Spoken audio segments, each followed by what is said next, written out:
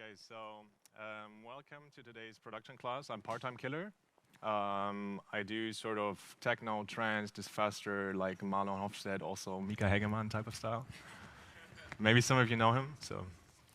And what I wanted to dive in today is something that I think is very important for like beginner to intermediate producers, which is just how to get from a track that sounds sort of fine to a track that sounds really good and powerful in like a club setting or anywhere actually. And for that reason, I have prepared a simple loop of a track that I'm working on right now, which is gonna be released in 2 to 3 months. And I recorded the loop as it is right now so that we have a before state of the track, and then at the end we can compare it to the after state.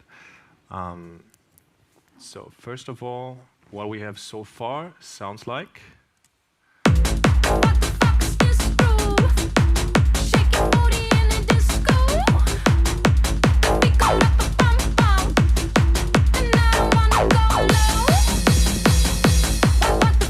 So it's a pretty simple, like trancey techno track. Has kick bass, couple drums, a couple vocals that I've actually recorded myself and morphed into a female voice using AI. Shake your booty in a disco. And a little plucky synth. Wait, quickly gonna remove the filter.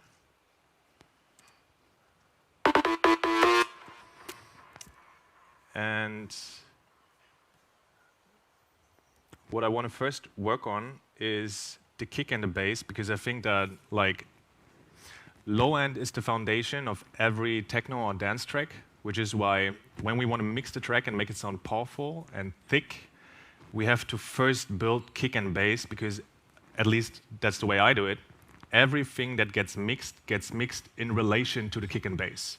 So we first want the kick and bass to be as it should be, because otherwise we don't have a reference point to know where the vocals and the hi-hats and anything else should sit. Okay. First, I want to take a look at the kick as it is right now. Just one more thing. I want to preface the whole production lesson with saying that that's just the way I do stuff, and I think there's probably a million different ways to get to the same end result. I still believe that all these core principles basically apply universally to dance music, so I think there is some value in it, but I still think that like whenever I say I always do it like this, or when I say I hate doing stuff a certain way, that doesn't mean that it's bad per se, it just means that it's not working for my approach. Okay.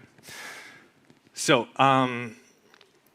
I've mixed this track pretty rough because I was focusing more on the production side while I was producing this. And we can immediately see in the waveform that the kick will probably give us some problems.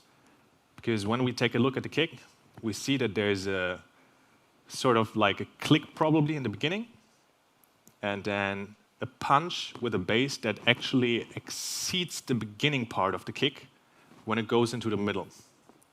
And then at the end, there's some sort of rumble.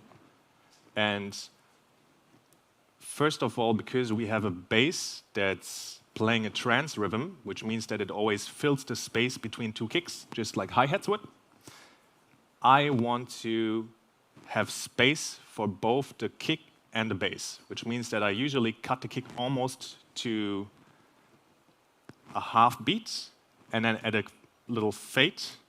Wait, why isn't it doing a fade? Okay, it seems like my shortcuts are not working. So I'm going to do a fade manually, because when we listen to a kick without shortening and without a fade, it sounds like this. So it already has a rumble in it, and now I'll just shorten it. And what I would probably even do is to, I already did that actually. Because the mid part is getting even louder than the beginning part, I actually want to have a sort of volume automation which reduces this a little bit so that the strong punch of the kick is still in the beginning and it doesn't get louder during the second fourth of the beat. Okay, so I think that's something that you can do in almost every track, whether you have a bass that has its own space right after the kick, such as a trance bass. And then we will first listen to the 2 layers of the bass, because one bass layer is just a Nexus preset sounding like this. And another layer is Serum, apparently, sounding like this. And what's very important when I have a bass is that I look if there's any phasing issues within the presets. Because just by the way these most presets, or even when I do presets myself, these sounds are built, is that there may be phasing issues within the sound, which means that when I would play the same note as in here, I always play the same note repeatedly for 8 bars. It doesn't sound identical in every hit.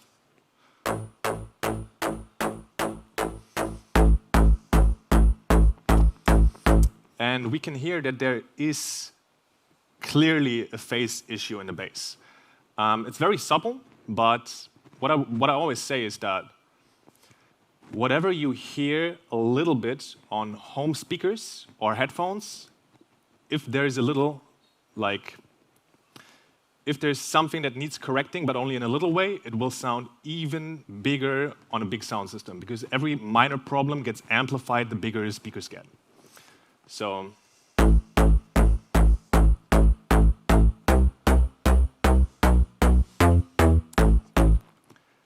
what I would first do,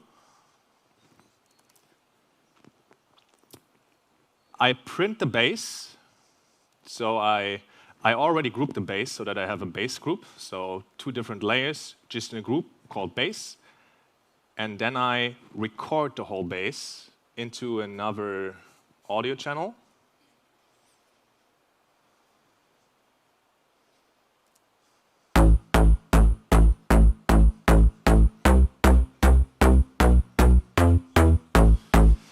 And now we should actually, yes, we clearly see that the notes are not the same.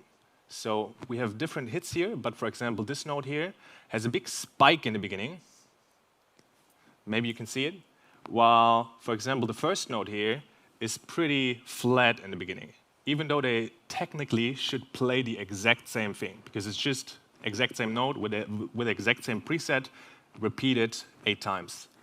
And I'll just take any of these notes, for example, the last one, and copy it so that it's literally playing the same thing over and over again. That every note that is being played when I want a certain note to be played, so when I'm not shifting a note upwards or downwards, is identical. And something that I, while I was explaining, intuitively did, is I also see that by the way the presets work, there's a little delay or something from the bass. You see that there's still some waveform bleeding into the part where my kick should sit alone. Here, there's still like a little wave going on here. So I'll cut that.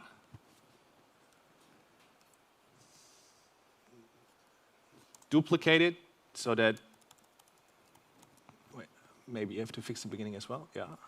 So I cut the part where the kick's playing, duplicate this, and then obviously pay attention that I don't duplicate this note into where another note is playing, because here we have a A going into a C, and then into a B, and up to an F and E. So I want to do the same thing for each different note that is playing. So remove the end of the note because it's bleeding into the kick area, and then I can copy one note into the other parts until the next note starts playing, and do the same thing all over again for that.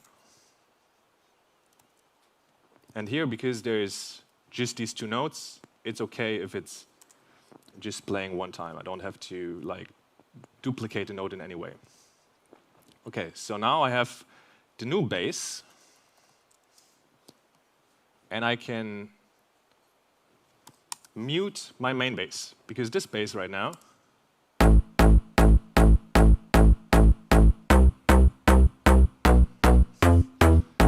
sounds pretty damn consistent, the way we want. So we now take the bass, combine it with the shortened kick. So I'll also delete all these longer kicks and only take the shortened kicks. And we already corrected two major problems, but we still didn't look at if kick and bass are mixed properly. So, because these speakers here, which I'm working on with right now, is not my common setup. I usually work on headphones or at home in another setup.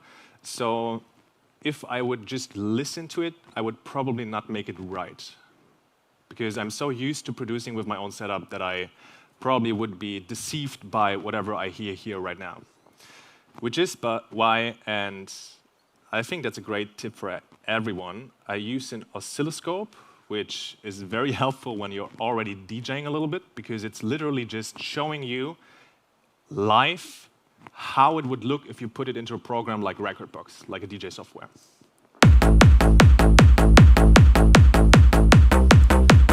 Okay, and just by looking at that, we can see quite a few things. So I'm going to zoom into that. First of all, we have these big green spikes in the beginning. And then we have a big blue spike when the bass hits. So these big green spikes, I can actually hear it here because it's so dominant, is that the transient of the kick is way too loud. We usually want that the red part of the kick, at least in the beginning, is much higher. And we don't have a kick consisting almost only of a big transient in the mid area.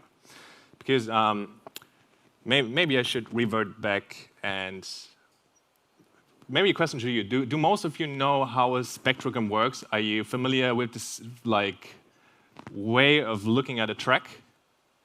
What red, green, blue, and everything knows? I want to hear some arms. No?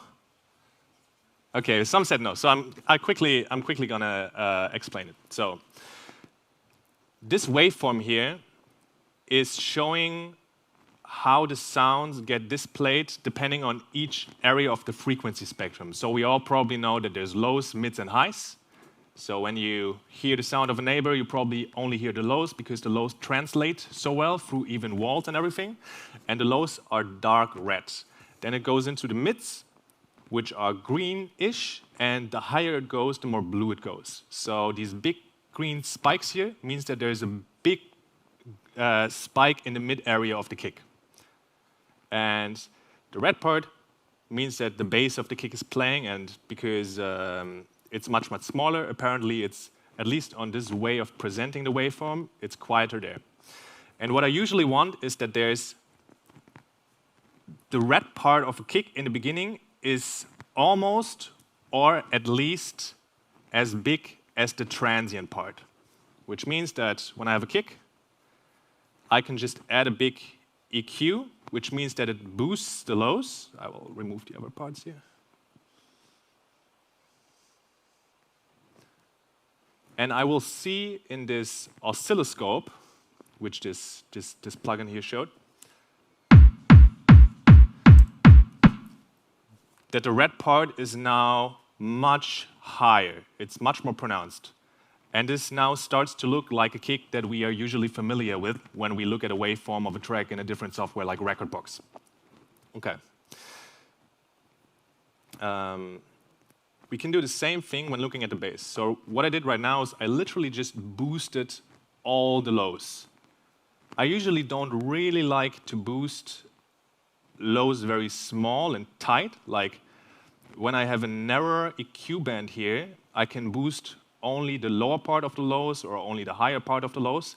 But when I have a situation like this, that I know that the kick in general needs more lows, I want to boost it pretty wide because it has a more natural feel.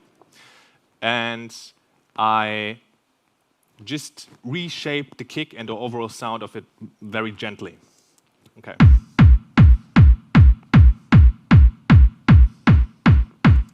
So you can already hear a massive difference when I turn just this EQ on and off. I hope you also hear this clearly as I do here. And when I then take a look at the bass, Shake your booty and then disco. you can already hear a massive difference when I turn just this EQ on and off. I hope you also hear this clearly as I do here.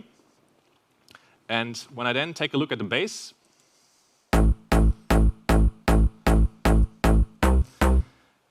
we also see that the bass has a very strong transient in the beginning. So it's blue, greenish at the beginning, much, much louder than the red part, which is also can sound quite nice on smaller speakers, but the bigger you get, the more spiky it can become. And I would say the bass is more like an emotional part in the song. It's not the main part. It shouldn't like stick out the way vocals do. So I also want to boost the bass a lot in the lows and dial it in so that it's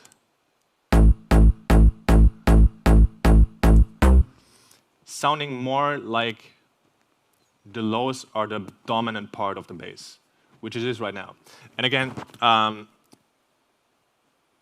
it is impossible for me here, because it's not my familiar setup, to do the exact fine tweaking. If I would do this at home, I might boost it like 1 or 2 decibels less or more, but this is the general process I go through. Always, and that's the, by the way, it may be good to talk about that when we talk about the kick. Very, very often, I receive demos of people where that they didn't fix these problems that I fixed in the last 5 to 10 minutes, which is the main reason that I don't play the tracks. Because I know that they will sound weak. I know it's pretty hard to just layer another kick beneath, because I usually don't like try to perfectly play in key, and even if I would, there would be phase issues when putting 2 lows on top of each other again. So I would say for someone that plays tracks very, very often, almost every weekend, it's very, very important that you really pay attention to these details.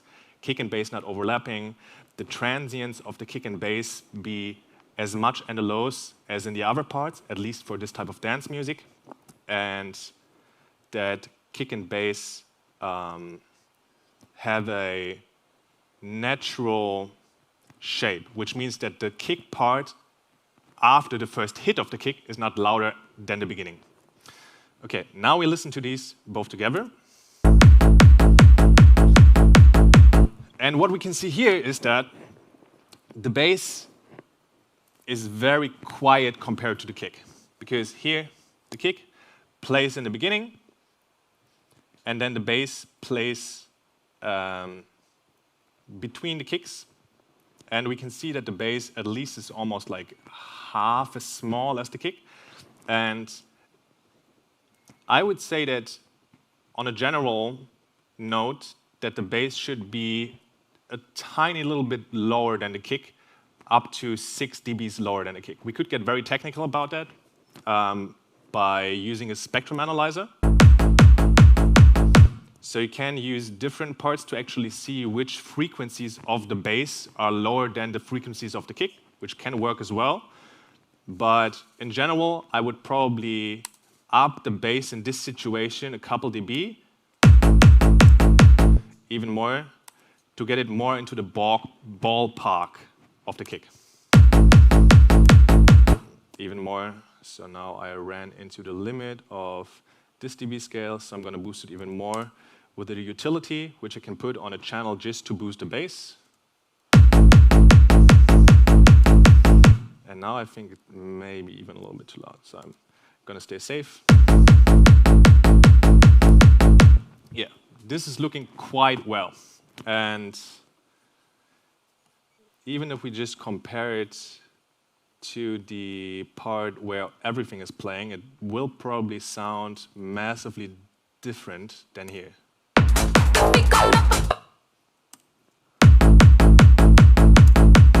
Well, I hope you all hear it there, because I don't know how the sound over there is.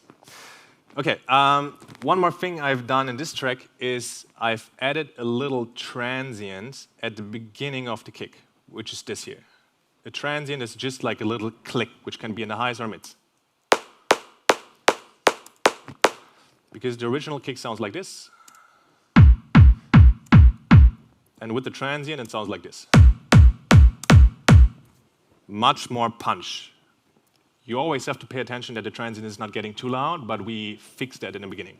Okay, so I would say that every problem that we can fix in general is fixed with the low end, and it sounds very strong and good. Obviously, the sound selection also plays a role. When you start with very, very bad sounds, it may be much, much harder to fix. But this is what I do in a general track that I'm working on when I'm just working on projects for myself. Okay, now we will continue, and as I foreshadowed before, I mix every single sound in reference to the kick and bass. So what I would do, if I now want to see how loud all the hats and the groove in the background and the clap and the vocals and the synthesizer should be, or the sounds that are similar to synths, I would just solo the kick and bass and play both together. And what I heard here was that I didn't hear it much. Like the pluck sound, which is like the synthesizer sound of this track, was way too quiet. Still very quiet. Much better. And I would just go through any sound and solo only the kick and the bass, and then solo the different part I want to mix together with the kick and the bass afterwards as well. And I'm quickly going to do that because it's literally the same concept applied over and over again. So I first do this with the groove.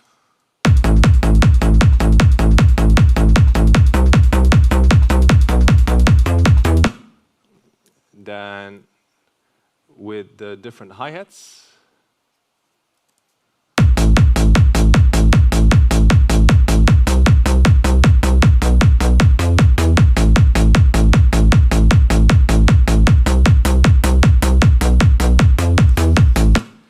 So, and I quickly finished doing this with the claps and the other part.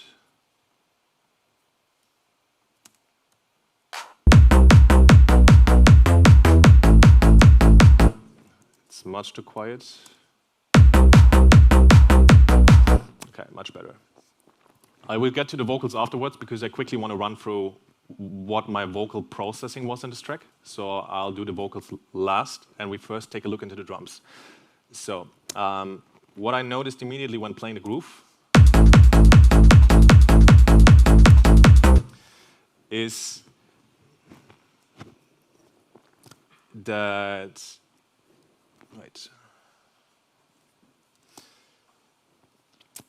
it is a little bit, what do I say? It should be a little bit more spiky. There should be a little more transience. It's almost like I've put too much compression on the groove, which I probably did. So using a compressor with a super low attack and release, which basically means that whenever the groove is making a sound and there is a big spike, the loudest spike gets lowered in volume depending on how fast the attack and release are. They get lowered quicker or faster, and the lowered volume reverts back to its loudest position quicker or faster. So the attack dumps the volume, which happens at the beginning, and the release decides whenever the volume reverts back to its original position. And again, because I have so much compression on it, I killed all the transients. Like I had like this. And you almost cannot hear the spiky parts of the groove anymore.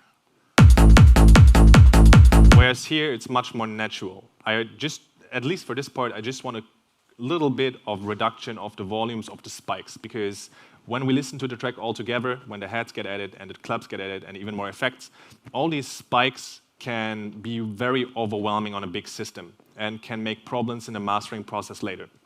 So I'm happy with that part. And very important then, I have layered just for the sort of normal hi-hat of the track, for the closed hi-hat, I have layered 3 different hats.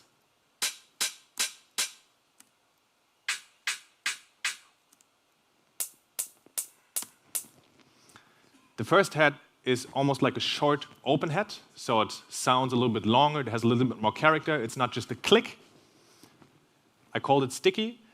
The second head sounds almost like a shaker, so it has much less metallic feel to it.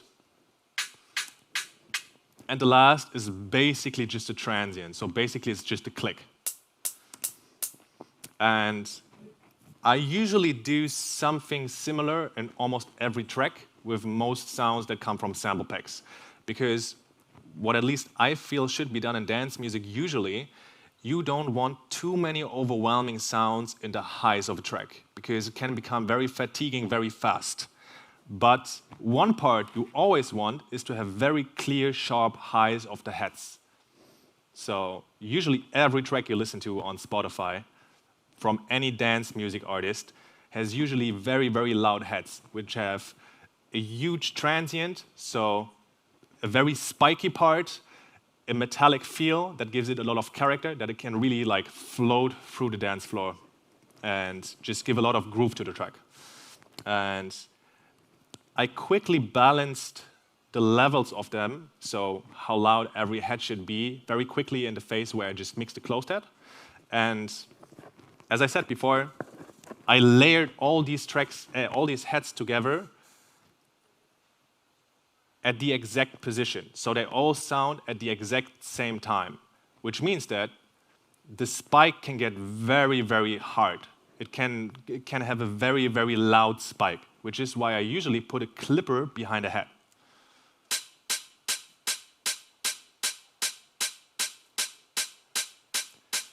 What a clipper does, it just shaves off the loudest part of the sound that goes into it and adding a little bit of saturation or distortion. And we can see when I turn on and off the clipper,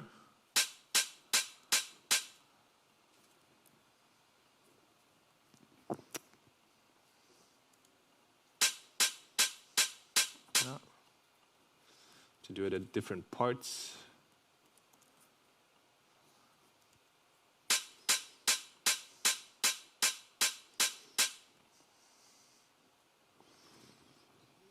Okay, we don't see it much here because it's still such a minor difference. But when you listen closely, when I turn this effect off and on, it's clipping 4.8 dB away from the head, which is a massive amount of clipping usually. You would not do this with many, many different sounds. But you can still hear very little effect on the hi-hat.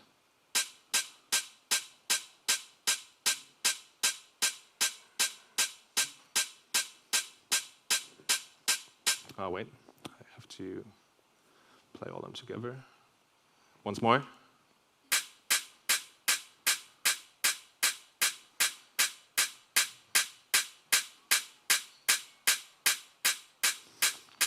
So, on my end, I hear very little difference, if at least the difference is that it sounds better with the clipper on, because the spike is getting reduced a little, while all the characteristics of the hi-hat still get preserved. Okay, the same thing got applied to these claps. So I also have two different claps. One sort of typical 909 clap, and one more punchy clap that I called hit. Together they sound like this.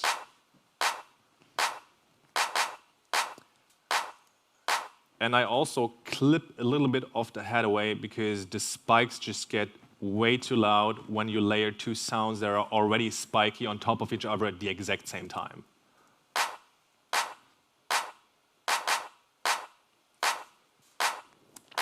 Okay. So, let's quickly play all these parts together and look at them.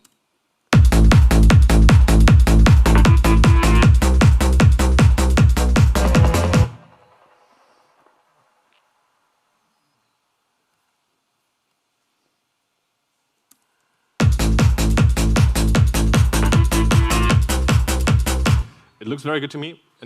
Another thing you can do when you're, as I am right now, you're not totally sure if what you're hearing actually is the right way to do it. You can only solo the kick and make sure that whatever sound you have, be it a hi-hat or a clap, and with that I mean like the summed sound of all the different layers. So one hat that plays the summed hat means the hi-hat that is the result of all three different hats getting added together. I play only the kick, not the bass, because otherwise I wouldn't see it.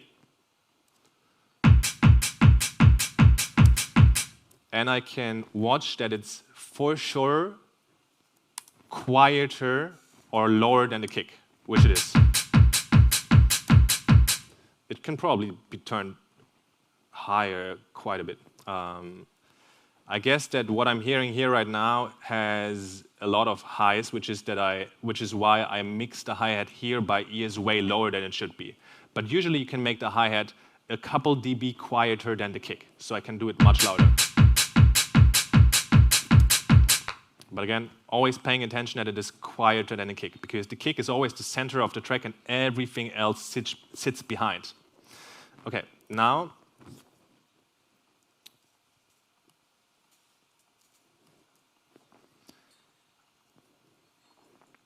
I'll quickly run through my vocal chain. The beat go up a bum bum, and I don't wanna go alone. That's how the vocals sound without any processing whatsoever, which can be fine. I think these vocals already sound not too bad right off the gate, but usually we want to have a little bit more control in the vocals, because the vocals usually are pretty tricky, as they are supposed to be pretty loud, but at the same time, something loud in exactly that range, in the high mids, can become very fatiguing very quickly.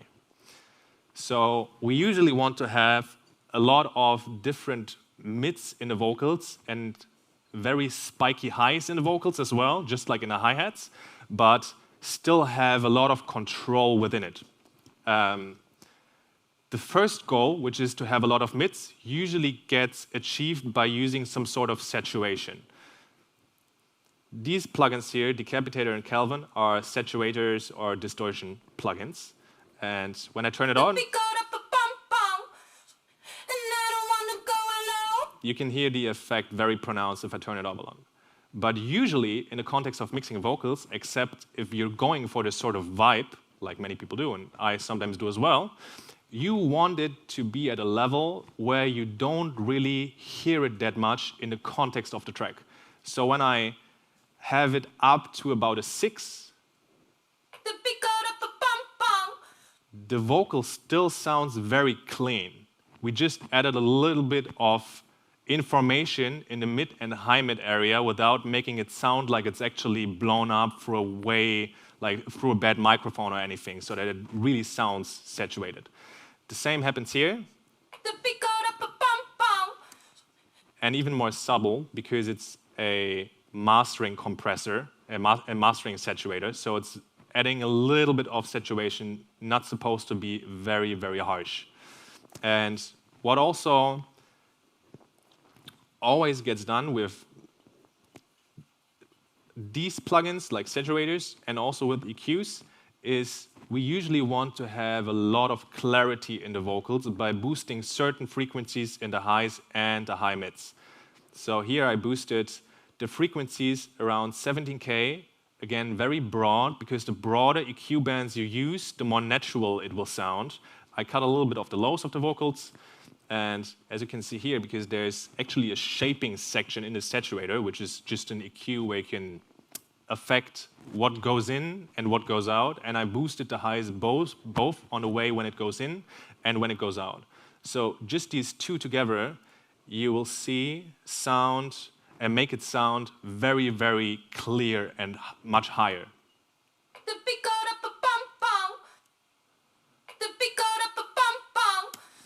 Okay.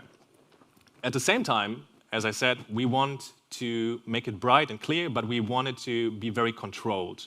So one thing I did is I added Soothe, which is a great plugin, if not overdone, which just selectively ducks or reduces the frequencies that are too loud in the certain sound, because the sound consists of a lot of different frequencies, lows, highs, and mids, and it automatically listens to all the frequencies and reduces whatever gets too harsh.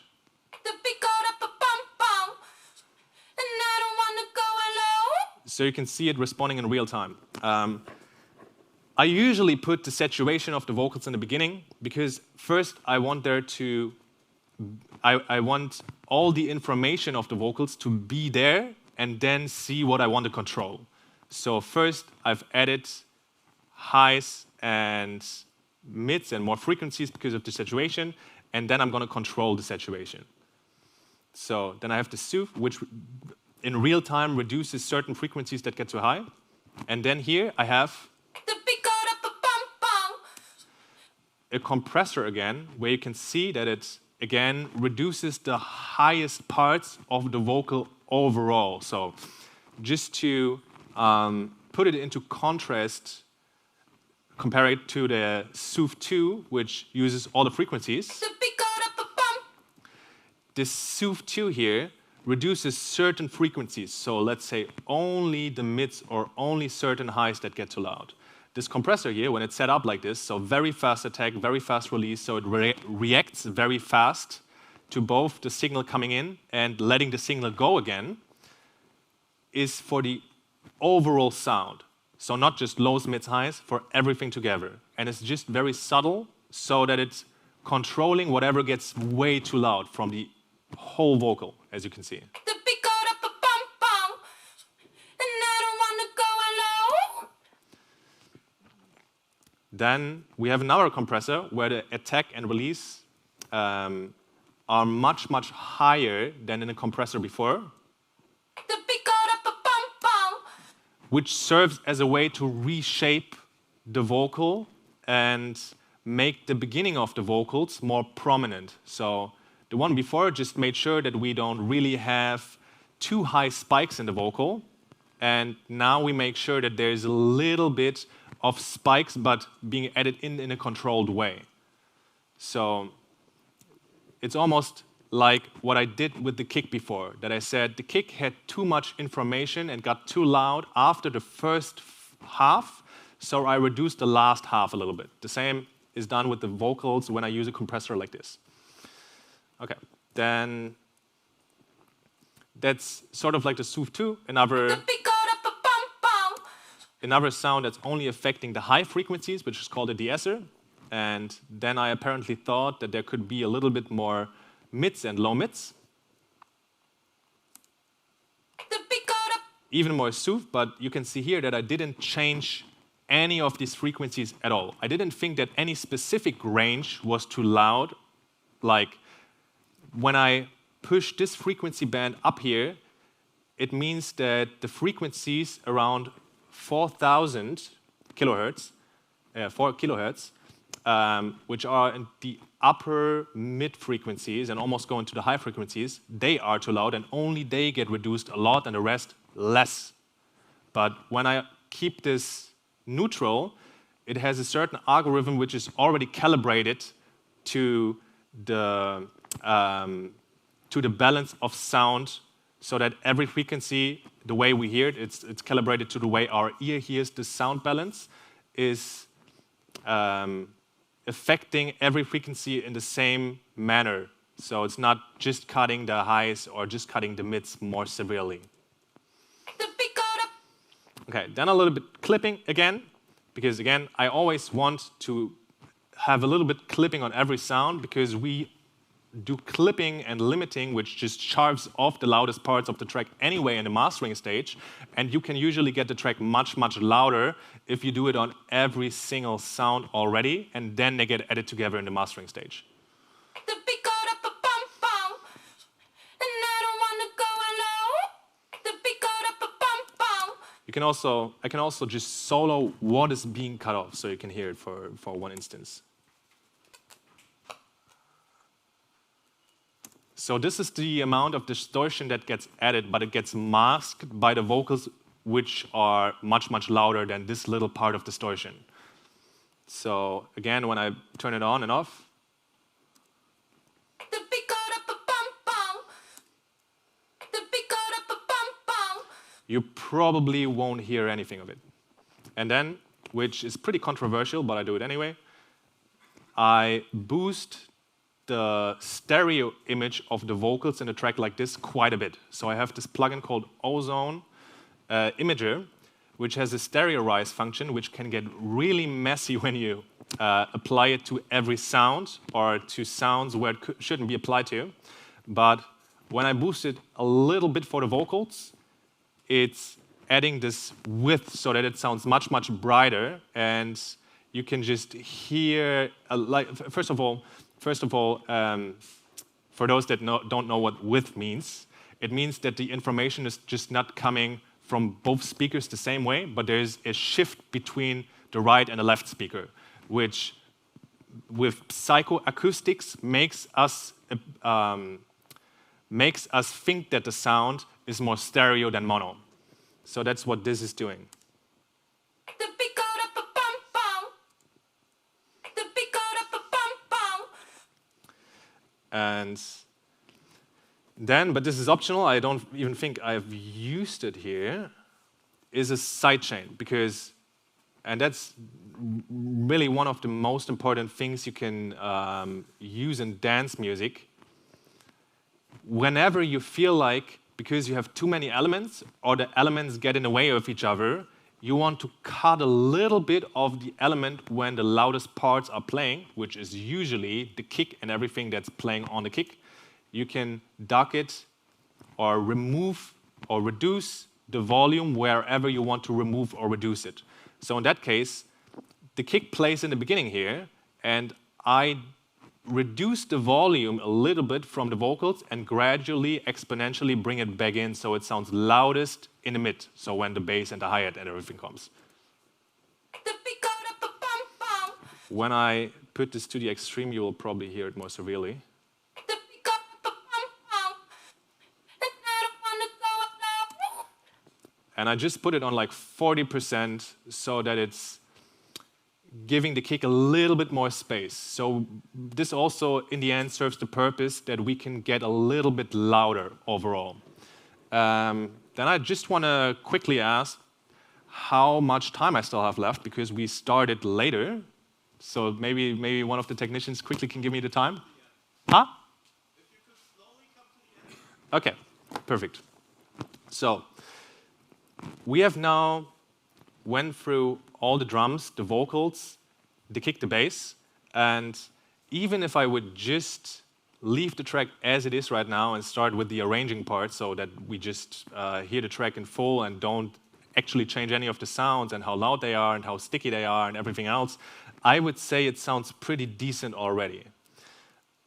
Let's quickly hear to the whole loop of the track.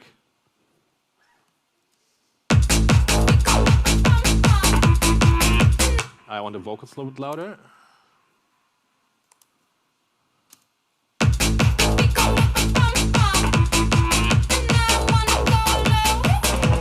Sounds very powerful.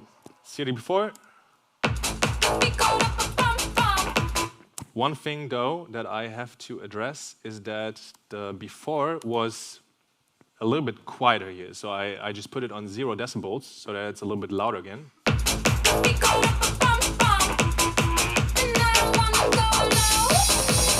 And now the after again.